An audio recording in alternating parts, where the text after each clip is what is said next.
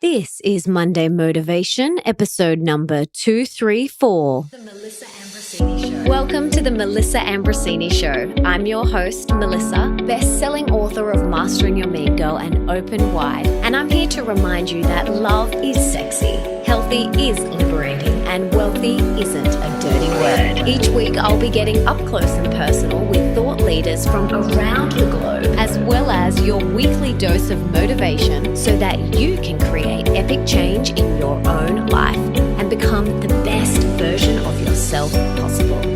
Are you ready, beautiful? Just a quick little reminder that if you want to listen to my episodes one day earlier than they are released anywhere else, you have to download the app Himalaya and follow my show. Himalaya is free, super easy to use, and has every podcast you can think of. I love that you can leave comments under each episode and even create episode playlists. So make sure you check it out today.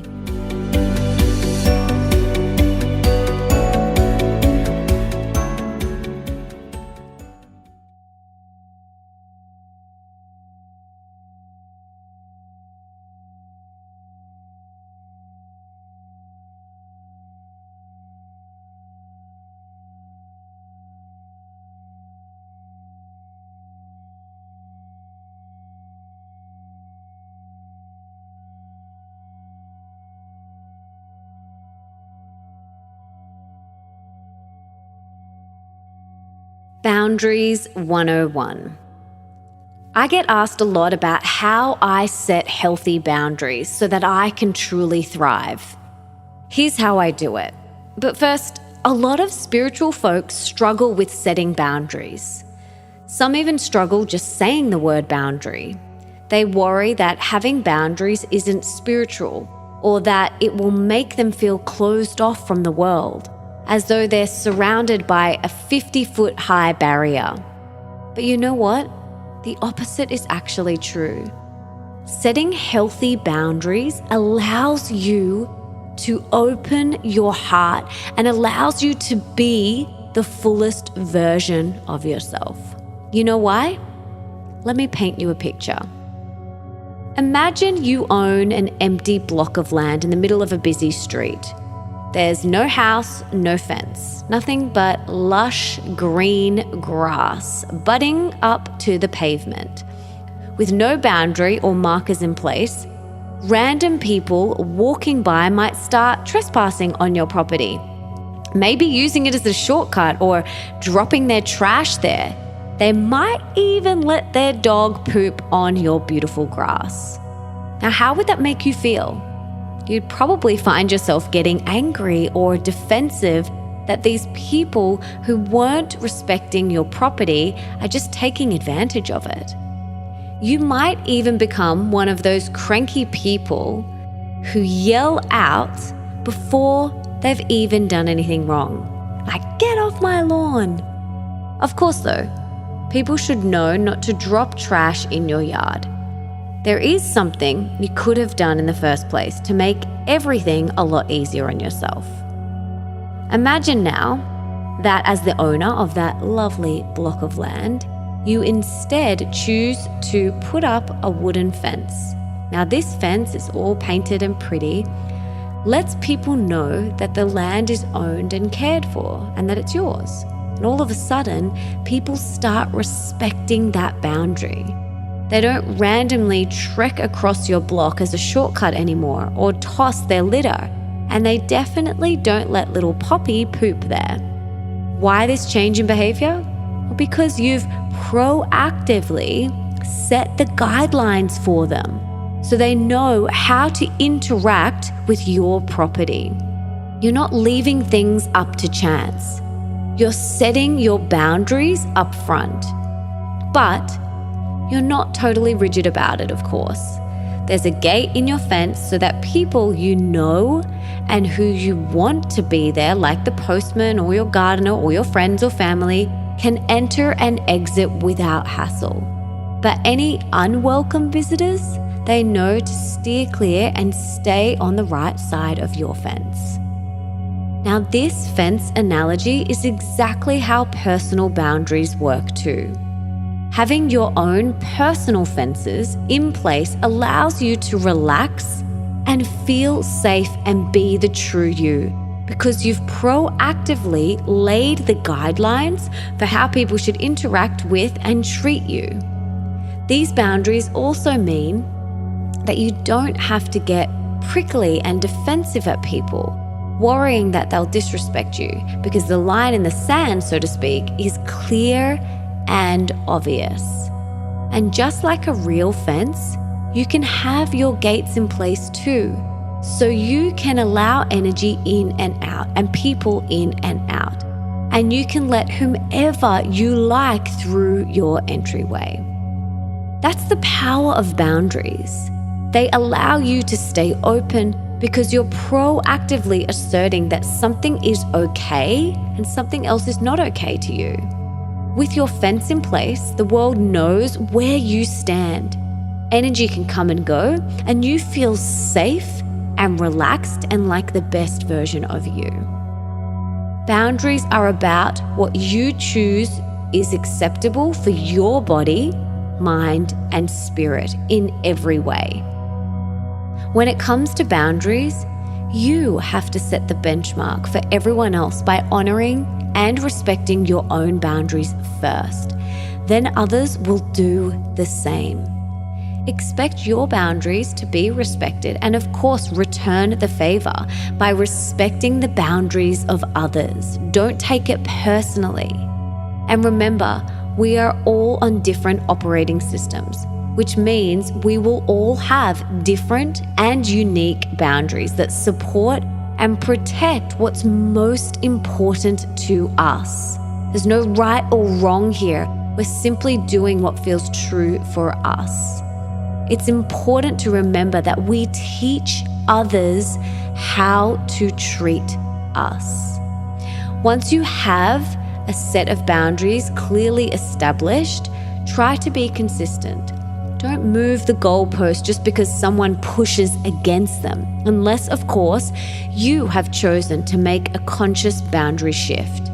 You have the right to firmly, but politely, of course, enforce them. The reason many people don't like the idea of setting boundaries is because it can seem like you're restricting yourself by setting up a bunch of rules. But this couldn't be further from the truth. While boundaries may seem like rules on the surface, it's important to understand that they're not as rigid as rules. They're actually far more subtle and are as unique as the individual. Also, they're not set in stone. You're in charge of them, meaning if you don't like them or they no longer feel true for you, you can change them. I change my boundaries as I grow and expand. I adjust them consciously to serve my highest good and that of others, when and if the need arises. This flexible nature of boundaries requires plenty of ongoing fine-tuning, and I believe that this is one reason why so many people find boundaries challenging. You can't just set and forget them. They're constantly evolving if you decide and wish. Also, boundaries are not just about you. They are about other people too. Not being clear about your own boundaries and not being able to communicate them clearly with others can often result in blame and resentment, and consequently, a closed heart and maybe a breakdown in the relationship. This is why it's important to identify and establish clear and concise boundaries. Having strong, clear boundaries allows you to be the best version of yourself possible. It allows you to share your unique gifts with the world with love because you've taken care of yourself first.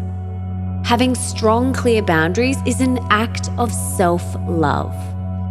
When you truly care for yourself and your loved ones and your belongings, which are an extension of the self, you will naturally want to create a healthy set of boundaries that will not only support you, but those you love and the world at large.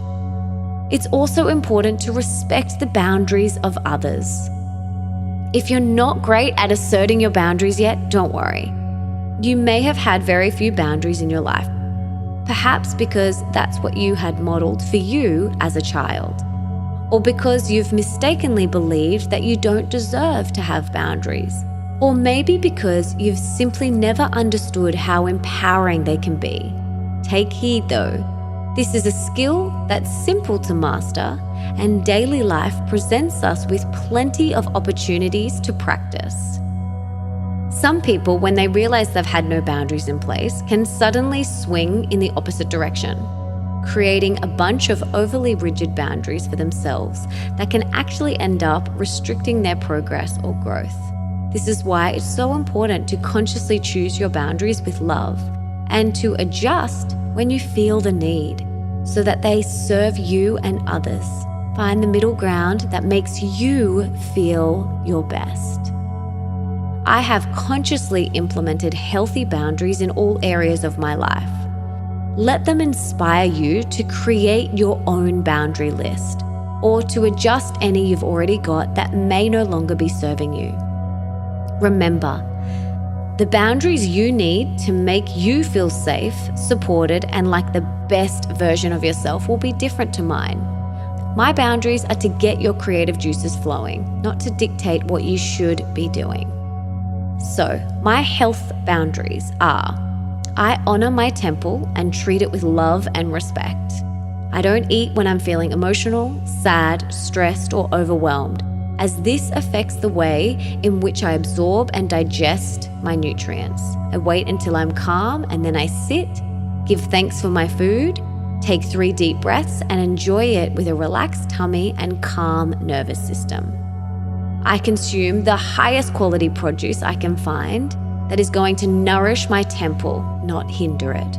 I listen to my body and give it rest and relaxation when it needs. Now, if you're not driving, write down your health boundaries. You can pause this, and then once you're done, come back to it. My financial boundaries. I believe that we vote with our dollar, and every time I hand over money, I'm saying I believe in X. This is why before I hand over any money, I check in with myself and make sure it's aligned to my truth. Over-consuming makes me feel contracted, so I try to limit what I purchase by asking myself, do I really need this before I buy anything? I hand over money with love. Money, like everything, is energy, so I make sure that every time I buy something, I do it with love and not guilt. I give generously. I employ the joy factor. Before I purchase anything, I ask myself, will this bring me joy? If the answer is no, then I don't buy it. Now you can pause this and write down your financial boundaries. My work boundaries. I only do work that I love, that lights me up, and that brings me joy. Life is too short to do anything but. I choose when and where I want to work. I only check and respond to social media when it feels good for me. With technology and social media, we are so much more contactable these days. We do not have to reply to every message we receive at that exact moment, and it's okay to turn your devices off. I choose when I'm available to others and when I use social media. I choose when I respond to my emails, and I only respond when I'm ready. Your inbox can be a massive energy sucker. How many emails come into your inbox each day? Way too many. This is a boundary issue. Unsubscribe to everything that is not bringing you joy and delete or action the rest. Now you can pause this and write down your work boundaries. My sexual boundaries. I make love only when mutual, unconditional love and respect is flowing. I wait for all of my chakras to open up first, especially my heart and sacral chakra, so that I can experience soulful sex. It's important to never make love with a closed heart. And when you're feeling upset or emotional about something, it's always best to express it from your heart first. I'm always true to myself, allowing any emotions to surface. I practice CCC always. My love must honor and respect my body as much as I do. Now you can pause this and write down your sexual boundaries. My energetic and spiritual boundaries with others.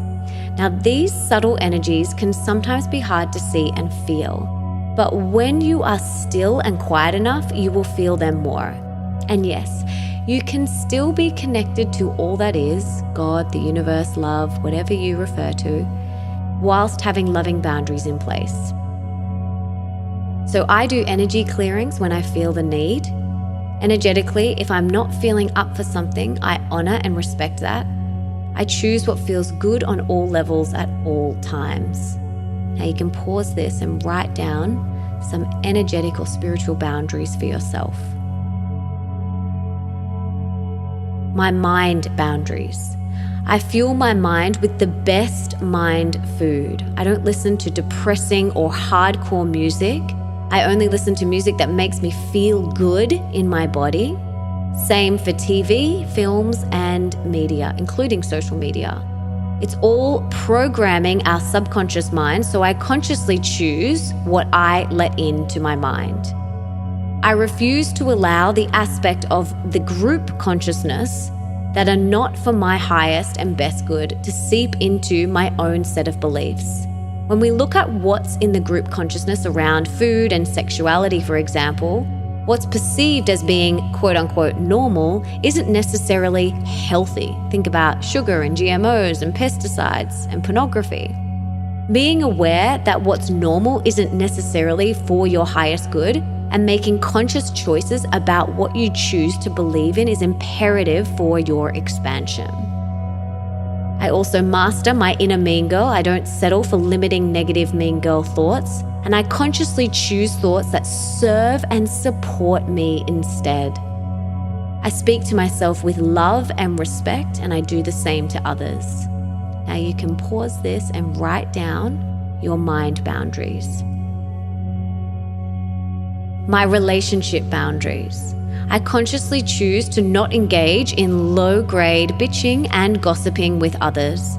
I only spend time with people who love, nourish, support, and inspire me. Remember, you become like the people you spend the most time with. I don't engage with people who drain my energy. I choose to not hang out with negative Nancys or highly critical, rude, or mean people. I choose to not engage in other people's drama. Of course, I'll freely offer support, love, and guidance, but I won't participate in any game playing or drama. I aim to live drama-free. You can now pause this and write down your relationship boundaries. My home boundaries. I create a clean, clear, mold-free, inspiring home environment for myself and my family. I use feng shui and essential oils to energetically support our home environment. I open all the windows daily to allow fresh air to flow in. I also use diffusers and plants to help detox the air we breathe. I only use 100% toxic-free cleaning and beauty products so as to limit my exposure to chemicals. Now you can pause this and write down your home boundaries. My clothing boundaries. I only wear clothes that make me feel good in my skin and that represent me. I choose comfort first. You can pause this now and write down your clothing boundaries. My time boundaries. I choose when and where I delegate my time. I politely say no thank you to people and events that don't feel good in my body and aren't aligned with my truth. You can now pause this and write down your time boundaries. So there you have it. They are just some of my boundaries to get you started on creating a list of your own. Creating healthy boundaries for yourself allows you to not only fill yourself up and create the life that you desire, not the life you think you should be living. It is very empowering to have boundaries set in place. So take some time today to write down your boundaries and maybe share them with your partner or your family or your friends, and get them to do this as well so that you can all Live as the best version of yourself and follow what's true for you, not what other people think that you should be doing. Remember, Bronnie Ware, who's been on this podcast, who wrote the top 5 regrets of the dying, says, one of the top 5 regrets is, I wish I had the courage to live a life that was true to me. This is your time to set your boundaries so that you can live a life that's true to you, not what you think others expect of you. This is your precious, sacred life. You only get one. So live it true to yourself. Set these healthy boundaries with love and respect for yourself and for others, and help others do the same. Sending you so much love.